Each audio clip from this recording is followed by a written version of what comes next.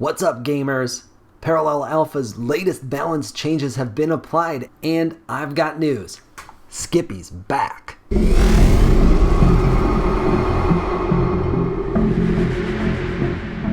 This is essentially the deck that Brazy published on Twitter yesterday. I have been playing around with a couple of tweaks and did land on a version that's slightly different, but the one that we are playing today has only a couple of modifications and it's not even the final version that I landed on, but it definitely demonstrates how strong the deck is. And here I've chosen a match where we're going against Lemieux to demonstrate the insane power of this deck. Just 2 days ago, Lemieux going first was just about the nastiest thing that you were going to run into in Parallel, and that's exactly what we're dealing with today. Now, we start off with the Mulligan Phase, of course, and I have landed the new turn 1 combo, Hydralisk Chamber and Artifact Appraiser. You're going to get a chance to see what that looks like in just a second. But we are going second, and Lemieux is very hard to stop when he's going first. Now, Heavy Weapons team is nice to see here. I can't remove it for a while, but he's going to need some help to kill my Artifact Appraiser on the next turn, so I can still open with that combo. If he had played a trigger-happy Trooper there instead, then I have got a decision to make. But here you see how it works. We bank a unit, then we play the Hydralisk Chamber, then we sacrifice our free unit to get extra energy, which allows us to play the Artifact Appraiser. It's not nearly as nasty as the turn 1 3/3 that they used to pop out, but this is still quite a lot for your opponent to have to deal with. Now on turn 2, Markolians are often looking to play their Unseen Commando. He's got Heavy Weapons team. That means that Unseen Commando is almost certainly coming out here next, and in fact that is exactly what my opponent does here. Now, Markolians are often looking to play Unseen Commando on turn 2. He's already got Assault triggered, so that's exactly what I expect, and that's exactly what he does. Now, we have many ways to generate units on our side, so we're going to simply take that away from him with our Artifact Appraiser. Order of operations is vital with this deck. Here, if I had not sacrificed my free unit on turn 1, and you often won't, then I would want to sacrifice it now, play the Standard Bearer first, then bank a unit. That allows the unit to pick up the free +1/+1 buff, but that would also give me the option of playing the Reliant Gamma. Instead, we are going to sacrifice the unit after we make a trade here, and that is going to give us the extra energy to play the Reliant Gamma as well. The Hydralisk Chamber is very, very flexible. You don't want to waste an opportunity to get some free energy and or some free buffs, which we do both of on this turn. Now, despite going second, we've already established some real board control here. He started with the free 1/1 unit, but we've been able to play 2 cards per turn while generating free units along the way. The adjutants haven't even seen a buff yet, but it's still been too much for one of the fastest decks in the game to deal with. Markolian loves to play the Longbow Personnel Carrier on turn 3 when they have Assault, which is exactly what he has here. So that's what I was expecting, and that's exactly what he does. But it's a little bit of a trap. So let's pause here for a moment and talk about why. Before my turn started, I had a 1/3 attacker and a 2/2 attacker, which means it looks like his defender can survive the next round. But in fact, the Reliant Gamma is going to buff, which it does at the start of my turn. Now I have the 4 damage necessary to remove his Longbow Carrier. That leaves him with 3 units, but they're all just 1/1s. And again, I'm going to take no damage when I attack his Longbow Carrier, so I still have a 1/3 and a 3/3 that's going to go up to 4/4 on the next turn as well. That's before I have played any units on turn 3. On that last turn, he really wanted to remove my Valerusi Standard Bearer if he had any way at all possible to do so. Whether that was attacking with his free unit and sacrificing it and then playing a PS8 launcher, or playing 2 Mercenary Gunslingers or a Mercenary Gunslinger and a PS8 launcher. Whatever it is that he had available, if anything, that is the route he needed to take. He may not have had that option in hand, but if he did, then playing the Longbow Carrier there is definitely a mistake, because I'm just going to take it away now, and he's going to be way behind. Now, I consider myself an expert on Lemieux decks, and I know that the Longbow Carrier on that turn means that we've won this game, and you're going to see why as the rest of this plays out. But he has totally lost board control now, and there are very few options in the Markolian deck for him to catch up. At first glance, this board doesn't look so bad. He's got Assault, he's got Attackers, and he's got a Defender, but I'm going to remove that Defender. Unfortunately for me, I've drawn another Relic. Not ideal, because we almost always want to bank a unit. In fact, I've removed the Nucleotic Synthesizer from this deck for that exact reason. Banking Master Poisoner here is less than ideal, because he might drop a Fire Support base on turn 4. But getting a free 1/2 unit is also really helpful here, because he's got 3 1/1s left that I'm going to want to remove. I'd be okay with banking a Relic in this route if you want to play it a little bit more cautiously, but I tend to go with the more aggressive route. Enduring Imminence is especially nasty here, because now I've got several key cards on the board, and if he removes any of my units, the first one each turn gets bounced back to my hand, which lets me replay it once more and really helps keep my hand full. Also, let's pause there for a moment, and I just want you to notice how much bigger my units are compared to his. This is what happens when the Valerusi Standard Bearer sticks on the board.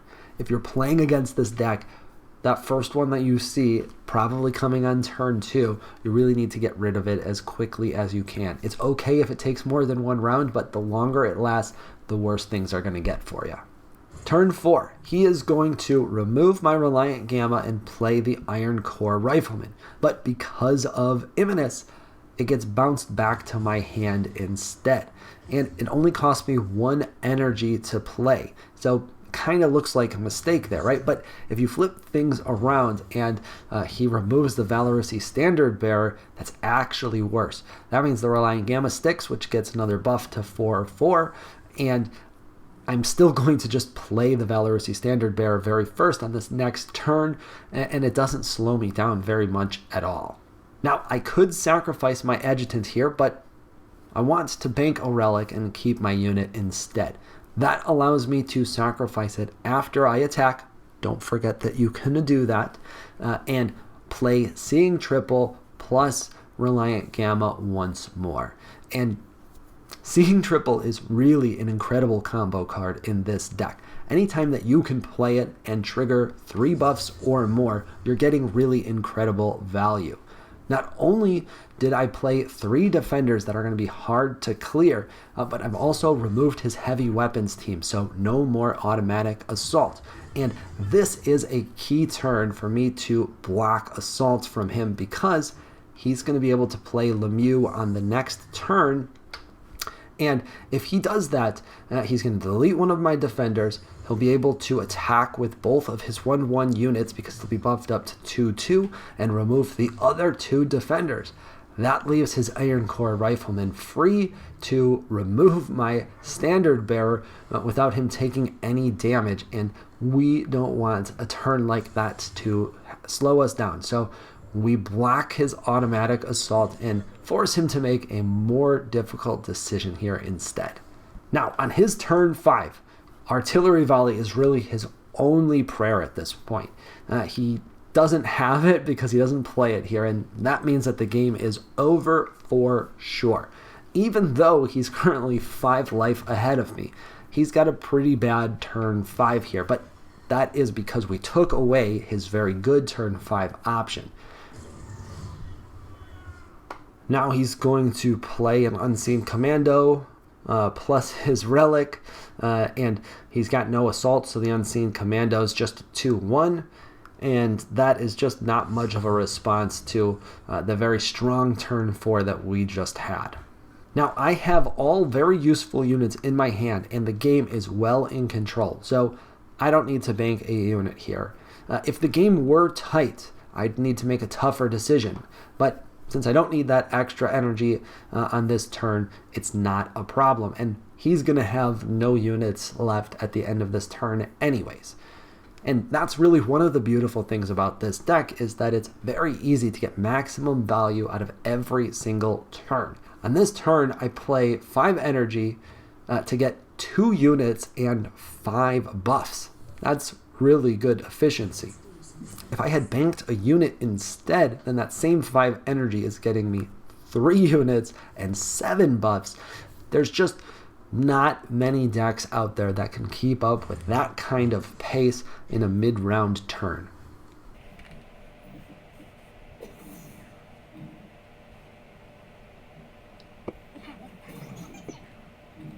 Attack, attack, attack, and attack. Probably want to use my 2 defenders there for removing both of those last 2, but again, it doesn't matter.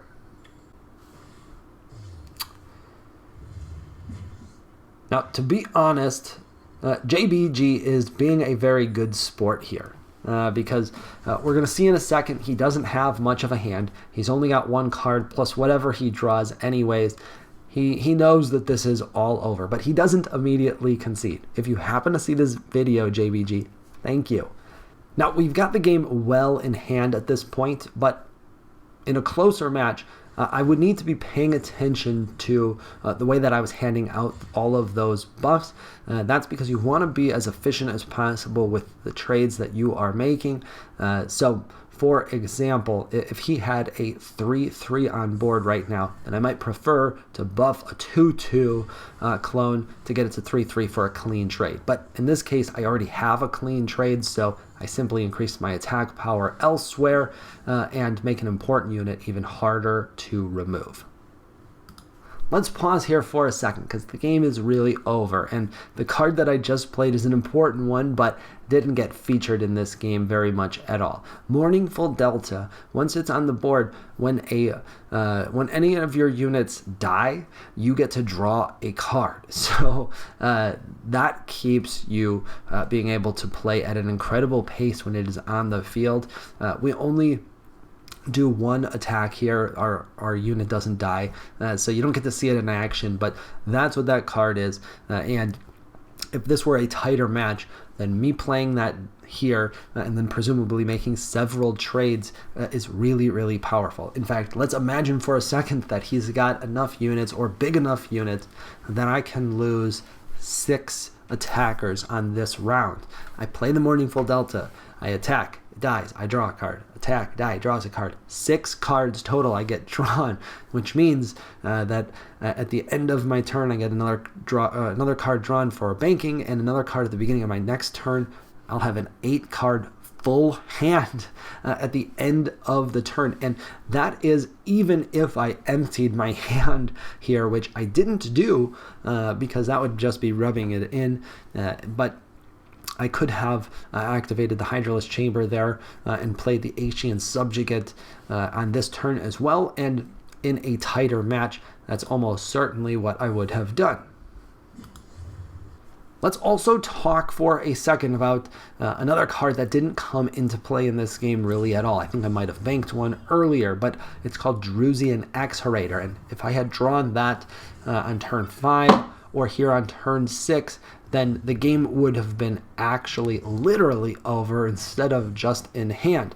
That's because the Drusian Exhorator buffs all of my units, and in this case it would have been something like an extra 16 damage or 20 damage, something crazy like that. So the game would have been really, really over had that been the case. You can also use Crew Boss in that spot. It's a little bit smaller of a buff, but it applies to 100% of the units in the deck, which is very nice. Let's also pause here for a second because JBG is about to concede and the game will be over, but this is a spot where he could have played a Ruthless Sergeant if he had one. He probably doesn't, and that's because they recently nerfed the Ruthless Sergeant. It is now a 6 energy card, which that part is no big deal, but Her muster ability is that you can waste up to 3 of your banked cards and able to do 3 damage to a target unit. So it used to be able to deal out 9 damage to 3 different targets, which is a really strong ability and can help you catch up, but you're also sacrificing your energy bank, which is a big cost. They have reduced that to 2 energy for each card wasted, meaning you're only getting 6 total energy spread out to 3 targets. Just look at my board. That does nothing for JBG in this position. Now, granted, the game could be a little bit tighter and then it would make a bigger difference, but I'm just going to apply my buffs differently so that they are bigger and that he can't remove more than 1 or 2 units with that. He's still in a ton of trouble. So it's not like that card was a full board wipe that completely turned matches around. It was a very strong comeback card, but I think that this game especially really demonstrates that they can go ahead and turn that back onto 3 per card, and it's not going to be a problem. Couple other things that you'll want to note when you're playing this deck against other parallels. Against Augencore, they have a card called Anti-Organic Pulse, which destroys all units without an upgrade. It's 7 energy, and that would be this turn that we are on here right now. So you don't want to overextend in the way that I have in this particular game when you're going against Augencore and you're not going to finish them before turn 7, which you're often not going to do. So in that case, you probably want to restrain yourself a little bit more on turn 5, definitely on turn 6, and keep some cards in your hand so that you can rebuild after the inevitable board wipe does come. Against Shroud, that happens via a card called Demolecularize, and that is an 8 energy card. It banishes everything, so you're losing everything no matter what when that happens. And good Shroud players should be able to drag the game to turn 8, and that's really their best chance to catch up against this deck. Do your best to finish things on turn 7 when you can. Against Earthen, Spores is only 3 energy, so you're 100% getting hit with that at least one time. If you're playing against this deck with Earthen, don't bank a Virulent Spores. Early in the game, you're going to need at least 2 of them to handle this deck. Okay, and now their turn 7, because they're Markolian and they have no board wipe, that means that they are going to concede because that's the last play that they have left. And there's the concede. As you can see, this was a very lopsided game, and I'll remind you, this was Lemieux going first, which is exactly how that deck wants to play, and just 2 days ago, that was the meta. Meet the new meta.